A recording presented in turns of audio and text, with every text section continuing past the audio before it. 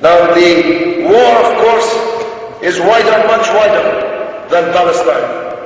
In Iraq, more than 1 million people have lost their lives in the war and occupation over the last 7 years or so. But in the 12 or more years before that, another 1 million Iraqis lost their lives through the inhuman sanctions imposed principally by London and Washington. Hundreds of thousands of foreign soldiers still occupy the great Iraq, keeping it divided, turning it in upon itself, turning the people one against the other, one religion, one confession against the other, one region against the other, dividing and ruling for now. But the day will come when they will leave Iraq just like they left Vietnam, under the fire of the people of that country, determined to be free of foreign occupation. In the case of Afghanistan, you in Canada have a vital interest. I tell you this, nobody has ever successfully occupied Afghanistan. Not even Alexander the Great successfully occupied Afghanistan. And Jason Kenney, you ain't no Alexander. Are losing their lives, giving their life's blood in a conflict that's not only doomed, but was never necessary, and will have to be brought to an end by a political and negotiated settlement sooner or later, and it's better that it's sooner, because British young men, American young men from the US Armed Forces, Canadian young men are giving their lives in a conflict started by George Bush and Tony Blair, which need never have taken the form and the shape that it has. I don't have time on this link to develop the case against the Afghan war in detail. I just say this to you.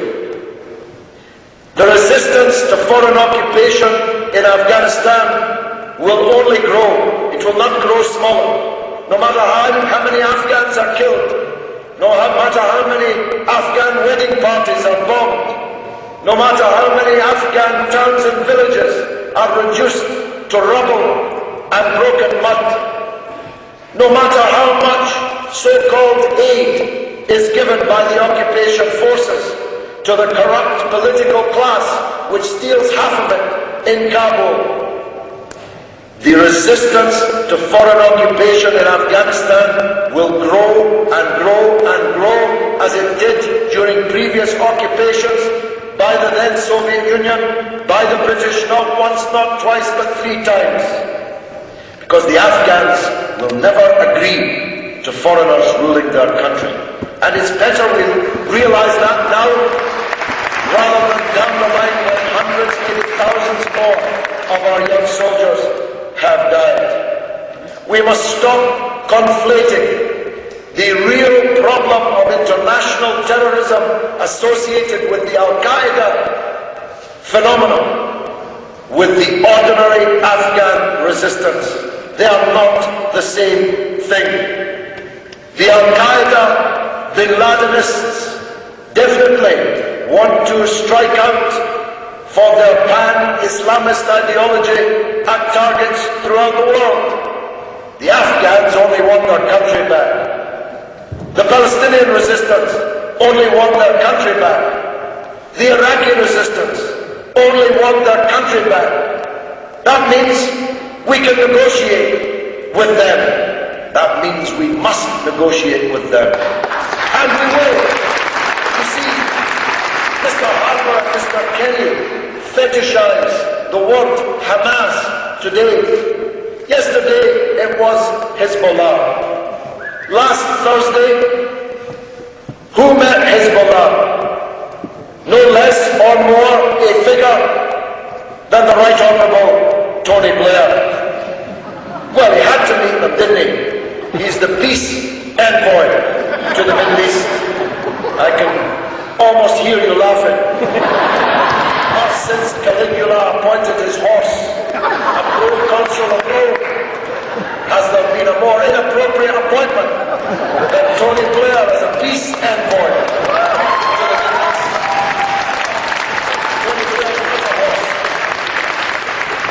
maybe one part of a horse. Part of a horse's anatomy. But who was he meeting last week? He was meeting the very same Hezbollah that Mr. Harper and Mr. Kenny would have you believe are beyond the pale, and that anyone who talks to them is somehow aiding and abetting terrorism. Is Mr. Blair going to be banned from Canada now?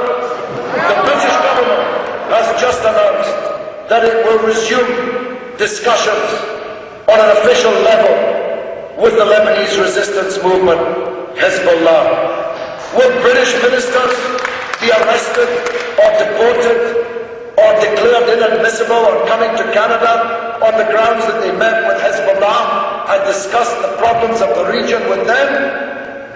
How foolish this policy of drawing up lists of the banned and the damned. Because of course, today's band is tomorrow's negotiating partner and the day after's government that we have to recognize. Archbishop Makarios, Jomo Kenyatta, Jerry Adams, Martin McGuinness, they were all on the list of the banned and the damned, but they all had to be negotiated with, and they all ended up taking tea at Buckingham Palace with the Queen. Well, not yet Jerry Adams and Martin McGuinness, but they took tea in the White House Oval Office with President Obama, which is probably a better place to hang out in any case. So the day will come when Jason Kenny and Stephen Harper will be the last men standing. They and their Likud allies in Israel, the hard right of Netanyahu and Lieberman, people who want to ethnically cleanse not just the occupied territories, but even ethnically cleanse the Israeli passport holders who happen to be ethnically Palestinian inside their own borders. The day will come when there will only be Harper and Kenny and the so-called Jewish, so-called Defense League, as well as Netanyahu and Lieberman standing in one place. Everyone else will be dealing with the reality, which is that the Palestinian people have the right to choose their own representatives, and those representatives must be negotiated with if any political settlement is to be achieved. And if we don't achieve a political settlement, we're in for war, war and more war. And make no mistake about this. If there's no justice, there'll be no peace in Palestine. And if there's no peace in Palestine, there'll be no peace in the region. And if there's no peace in the region, there'll be no peace in the world. That's why I say, as I said at the beginning, the real danger to Canada's security is the failure to grant justice to the Palestinian people. The real danger of terrorism is because of this blank check to the occupation government of now Netanyahu, before him Olmert and Livni. For 22 days, the Canadian government supported a murderous bombardment of the 1.5 million people trapped in the Gaza Strip. This was unique in modern war. Normally when there's a war, the civilian people can flee, can run away, can become refugees. But of course the Palestinians in Gaza are already refugees, and the people doing the bombardment took the precaution of locking all the gates before they began. And so the people had nowhere to flee.